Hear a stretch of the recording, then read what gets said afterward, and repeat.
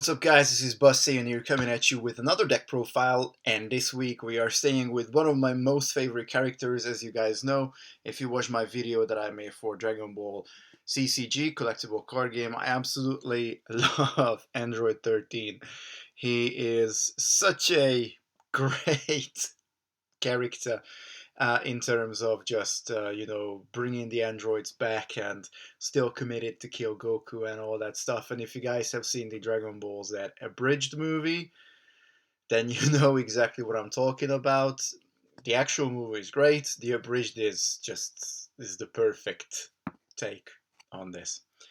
But either way, I have a deck profile for you guys. Now, what I want you to bear in mind is this is more like a fun little deck. It's definitely not competitive, but it's a cool little deck to play with. And with the anniversary box cards, I think Android 13 is somewhat more viable. I'm not saying it's gonna be amazing, but I just generally always wanted to make androids work in a way. And there's a lot of ways to go around it. You can build around Mirror. You certainly have Super 17 to play with. Even the Diabolical Duo, 17 and 18 are okay. Probably the worst leader is actually 13. But there's a number of reasons why I still stuck with running this particular guy. Now, I don't know what set 8 is going to bring. Android 21, interesting. I'm very much looking forward to see that. But up until that point in time, without any further ado, this is my Android 13 deck profile. So to start with, guys, we have the leader here, and honestly, he is quite lackluster. I'm not going to lie, but whatever he can do, we are going to try and maximize him doing.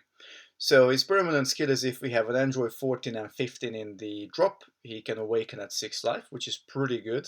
When he awakens, he draws 2, which is also pretty good. So we want to flip into the Thirst for Destruction Awaken side as soon as we can. When he attacks, he draws a card. And if our opponent has a battle card that is 6 cost or less, or a Son Goku battle card, any cost, enter the drop or by one of our skills, this card gains critical. And don't forget that those skills are obviously either extra cards or keyword skills like critical itself. So we're going to try and hit our opponent with a lot of critical attacks. We're going to try and get our opponent to discard a lot of cards, which is also a skill, to give this guy critical every turn, and really try to minimize the hand and the card advantage that our opponent might have.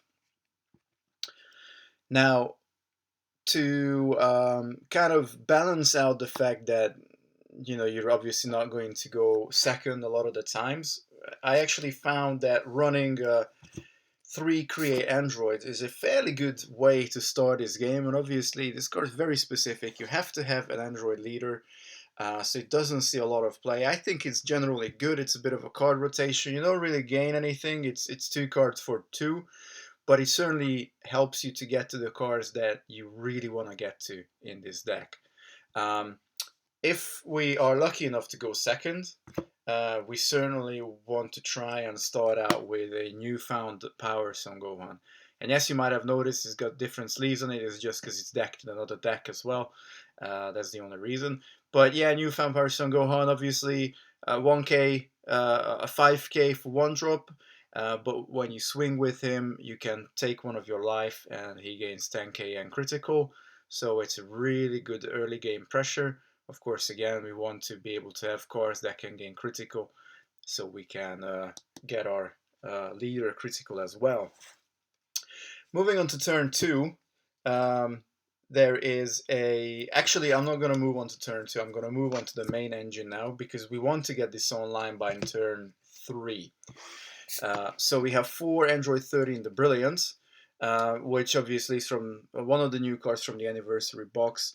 Allows us basically to play our big hitter, which is the 7-drop Unending Destruction Android 13, into play on turn 3. Now, for that to happen, we need to get 2 cards into our graveyard. We need a Android 14 and an Android 15 in our graveyard. And obviously, we're going to start with these 4 guys. So another really good reason to run this 13 is if you put this card into the drop from your hand, you actually get to draw that one card. I had a game where I started out with one of these guys, discarded one, I drew into another one. I discarded that too. I then got a create android, which I could play for 1 energy. So I just really quickly got to the main engine of the deck, and that's pretty good. Now make sure that you put 2 cards, one for 14 and one for 15, into your drop to be able to use Android 13, the Brilliance ability. And now I didn't really think that 4 would be enough, so I've decided to run a 2 combination attack Android 14. You can combo with this guy to get him in the drop very easily. You can also discard him with Create Android to get him in the graveyard, which is another good way. If you decide to combo with him, when you combo with this card, if your leader card is an android, your opponent chooses one other battle card, one of their battle cards, and KOs it. This is really good because this skill is going to trigger your Thirst for Destruction Android 13's auto, so he's going to get critical if he's awakened. Um, and don't forget that if you can get 2 of these guys or one of him, these count as both, but obviously only one at a time for you to make this work. And then finally we have an Android 15 just saying hi. Again, just combo this guy away. You don't really want to play him, but if you do want to play him for 3 energy, which is a bit ridiculous in in the set 7 era, when you play this guy card, your opponent chooses 1 card from their hand and places it in their drop area. If that happens to be a battle card, that is going to trigger the critical on Thirst for Destruction. But the main guy, the dude who we really want to get down on turn 3, is obviously our big man, 30k double strike. And when you play him, your opponent has to choose one of their battle cards and KO it from the field. That's one of the autos, and that auto is already going to trigger the second auto, which means that every time when your opponent battle card is placed in the drop area from any area by any of your skills other than a second auto, then your opponent must choose and discard a card from their hand. So he comes down, he KOs a battle card, and your opponent must drop one into the drop. And also, if that happens, again, the critical is going to trigger here. And then if we hit our opponent with critical, every time that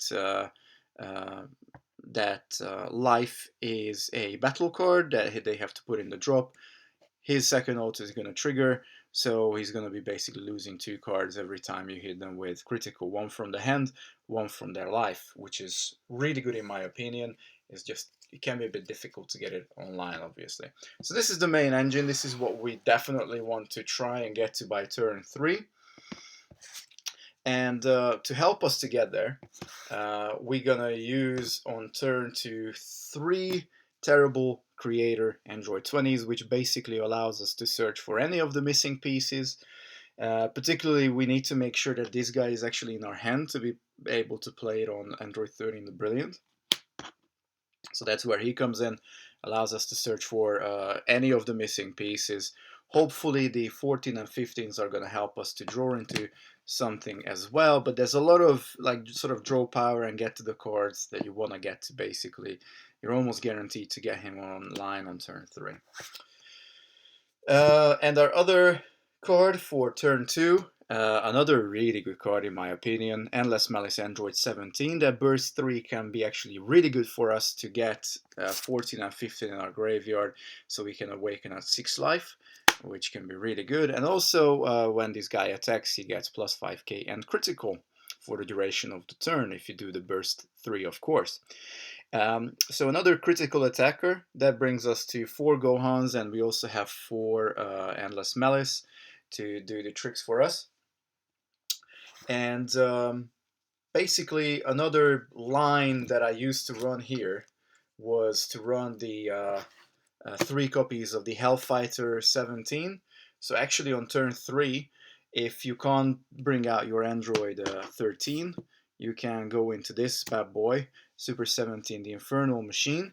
But I've kind of noticed that it's so easy to get this online on turn 3 that there's really no massive point to run Hellfighter 17. So I kept the 2 Infernal Machines, which is obviously double strike. This card's attack cannot be negated, which is excellent. And also when you play this guy, if you drop 2 cards into your graveyard, your opponent must drop 2 cards into their drop as well. So not graveyard drop. So this is a really good card. I kept him either way because it's really good. If obviously this guy is out, next turn you play him, yes, you do drop 2, but your opponent's going to have to drop 2, and that also is going to trigger twice. So you drop 2, your opponent drops 4 cards. And if you don't believe me, check out the rulings on the Dragon Ball website because it's on there. So I cut this guy for now, and what I'm running instead of him for turn 3 is another 3 copies of Android 13, Agent of Destruction this time, and he has critical. So that's why I thought that was another sort of, it kind of made, I was thinking about this for a long time, whether to run him or run Hellfighter 17. I am currently testing 13 Agent of Destruction. Realistically, he's more like a 3-drop critical that you can get down on turn 4 after you get the big boy out, or if you really struggle, you get him down on turn 3. It's still fairly good because basically if you can get Android 13 down and then get into this guy, his second ability, the activate main for 2 energy, is going to give you a lot of cards out of your opponent's hand, because for 2 energy they need to KO a battle card and they need to discard a card from their hand. This also is then going to trigger twice, so they KO a card, drop 1 card to drop, and drop 2 more to drop for both of these, 1 for the KO, 1 for the hand ability. So that's really cool. And also, I just absolutely love this guy. I think he's a really cool card, very versatile. Certainly not used a lot. I know he's had his time back in set 2, but he's still a blocker revenge, which is great. And on top of that, more importantly, when this card KOs one of your opponent's battle cards, switch it to active mode, which is great. If you use it as a blocker and the revenge activates, this is going to activate because the revenge is another skill. Don't forget. So your opponent will have to drop a card, but also the fact that you can just basically sweep the board of small attackers, maybe sometimes combo onto him, and be able to restand, still stay up for your opponent's turn as a blocker revenge is just excellent. If you use this card the correct way, it's going to give you a lot of advantage on the board. Okay, and now let's move on to the extra spice, if you don't think this deck has been spicy enough already. We're also, because we are KOing quite a lot of our opponent's battle cards, we have another 3 critical, and this card to me is like, I really just want to run it in every deck. This surprise attack free is just so good to get a basically free, so no energy, get a free critical 15k attacker is amazing. Yes, you can only have 1 of these guys down the board, but realistically you only need 1. And if you think about it, we have 3 of these guys that are critical, we have 3 of the Agent of Destruction that's critical, we got 4 Gohan that can get critical, we got 4 Endless Malice Android 17 that can get critical, our leader can get critical. If the deck ramps up and you get the right cards, you can really stomp on your opponent and ensure that they basically don't get any life back into their hand, and you're also destroying their hand with this big boy. So it can be good. You just need to get right cards at the right time. So I love this card. Honestly, I would run it in every deck that I could, but obviously he doesn't fit into everything, but he does fit into a lot of things. And then we run 3 Champas, double strike Champas. I think that's pretty self-explanatory. What's better than a critical attack? Well, it's a double strike critical attack that's better than a critical attack. So we got 3 Champas there just to boost up our critical attackers. And don't forget that if you get double strike, that's 2 cards into the drop. So that also is going to trigger twice again. In terms of super combos, I really couldn't find anything better than running defensive stance Super Saiyan Vegeta, just because he's not life dependent, and in reality we'll be awakening at 6 life if we can. Most of the time we will. So he's a Sparking 5 super combo, and he definitely has the 10k boost either way. But if you have the Sparking 5, which is not too hard to get with this deck again, you're gonna have to combo, you're gonna play create android cards like that, will put cards into your drop very quickly. Burst 3 with Endless Melis Android 17 is also gonna put cards in your graveyard. So you're gonna get that Sparking 5 online, usually around turn 2, but if not turn 2, turn 3 for sure when you get this big guy down. And then finally, our counter, which I think is going to be obvious that we run 4 Shocking Death Balls. This is a must run with this deck. Again, just the ability that you're not only countering the attack, but you also blow up one of their 2 cost. That's going to trigger our main guy here. And it can also help you to get to 6 life. Obviously, it's a counter you can play for free for a 1 life. These are just the best counters in reality. So, realistically, a very good one. Uh, if I want to talk a little bit around gameplay and how you want to run this deck, um, you really have to read what your opponent's doing for against certain decks that draw a lot of cards, like most Shenron decks. Um, they're gonna have a card advantage, a quite heavy card advantage by the time you can get this big guy down. But you definitely want to try and get this guy down as quick as you can. Now, I would only swing with him if you are certain that your opponent's not going to be able to remove this guy somehow. It's pretty difficult to remove him because he is a 7 cost, so your Super Saiyan Blue Gogeta rival is not going to be able to take care of this guy. Hidden Awakening Kale's not going to be able to get rid of this DI, but there are still cards out there that can, especially yellow decks that will run a lot of tap them and then remove them kind of things. They can really get this guy quite easily. And also, you don't necessarily want to swing into them uh, because it has double strike. And if you swing into their life without critical, you're going to give him 2 life, which you don't necessarily want to do. He's really good in removing tapped battle cards, but you really need to be careful when you swing with this guy. A lot of the times you don't want to swing with this guy. You just want to keep him down and be able to use his autos as you bring other cards down. One of the best ways to do is when you get this guy down, obviously your opponent's going to blow up a battle card, your opponent's going to discard a card. That is going to give you the window to play Surprise Attack Frieza. Then if you can get Surprise Attack Frieza down, swing for a critical. The critical, if it gets in, your opponent's going to put a card. If you're lucky, and a lot of decks run, obviously a lot more battle cards and extra cards, then they're going to discard a battle card, and this guy's going to trigger again, so they're going to have to drop another card from their hand. You're then basically looking at you got like 4 cards out of your opponent's round, so to say. What this deck could really do with is another free attacker like Frieza, just to be able to put more defense down on turn 3 when you get this guy down. Because turn 1, turn 2, yes, you can put a little bit of pressure on your opponent, but what you're really going to be focusing on is getting this guy awakened.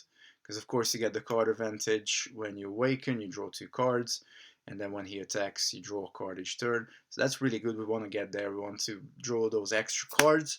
And also, more importantly, you will be trying to dig to get your 13s, your 14s, your 15s to get your main guy online. And that can sometimes be difficult if you just don't get the cards the right way. For the counter, you don't always have to obviously pick a life to use him if you can hold an energy back. I struggle sometimes to hold an energy back, but also you could potentially think about running Overrealm. The only thing I would say is with running Overrealm, you want to ensure that before you Overrealm, you get this guy out. So in reality, turn 3 would be your earliest turn to Overrealm. And that would also really screw up the Sparking 5 super combo. So if you decide to run Overrealm like with the new mirror that's coming out in Draft Box 4, that would be an excellent card for this deck. He's an android. yes, he needs 7 cards to overwhelm and an energy, but he will also draw you a card and untap one of your energies, which is very good. That basically the energy that you put into this guy, you're gonna get back, and then you can hold up for a Champa, you can hold up for a counter, or maybe you can play a Gohan or something like that. Um, so one of the things is in your starting hand, make sure you always have a 1-drop, and it can be quite difficult because we only have the 4 Gohans and the 3 create androids to play with. So you want to hard mulligan for any one of these. Um, if you have absolutely nothing for turn 1, make sure you have a good game plan for turn 2.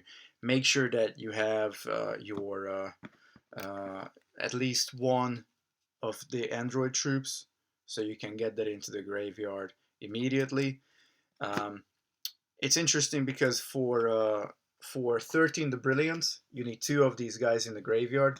But if you have just one of this in the graveyard, that will trigger your leader's permanent ability to be able to awaken on 6 life. So just getting one of these guys will give you the awaken ability. So if you can get one of these in, and then perhaps use a Gohan to take one of your lives, then use a Shocking Death Ball for 1 life in your opponent's turn, then you can basically awaken for turn 2. That's going to give you 2 cards back in your hand, and then when you swing with Android 13, you kind of want to make sure you swing with this guy after he has the critical. Um, if you can't give him the critical, still swing, obviously, because you want that card. In this case, I would still swing with him, but he's the best when he has critical for sure. Any leader that has critical is just, it's pretty good. And it's not hard to get his critical out either way. Certainly not with what the deck does here. So yeah, that's the gist of it. Then obviously you got some of the extra cards. I mean, these are definitely flex slots, I would say. Definitely these 5. If you don't like the whole idea of running 17, you can also take out the Infernal Machine. I think he's a really good android when you got the big guy down. In reality, if you go on curve, turn 3 you get the big guy down, Unending Destruction, turn 4 you get this guy out, and you draw 4 cards from your opponent's hand. That's where you should be really going in, because he's got double strike. Your opponent's gonna have, your leader's gonna have critical. Realistically, you can win in turn 4 with this deck if you get the cards right, and you kind of know your matchup as well. So guys, I hope you enjoyed this video. I have tried to go into a little bit more detail as to how to play with the deck. That's just to help you guys to understand what's the mindset you need to be if you run this deck. Again, it's not super competitive, as I said, it's more of a fun deck, but it's a really cool deck if you like Androids, if you like Android 13. And I'm really looking forward to see the new Android 21 cards coming out, and all the other Android cards coming out in set 8 as well. Anyway, peace out YouTube, Saiyan signing out for now. Ciao.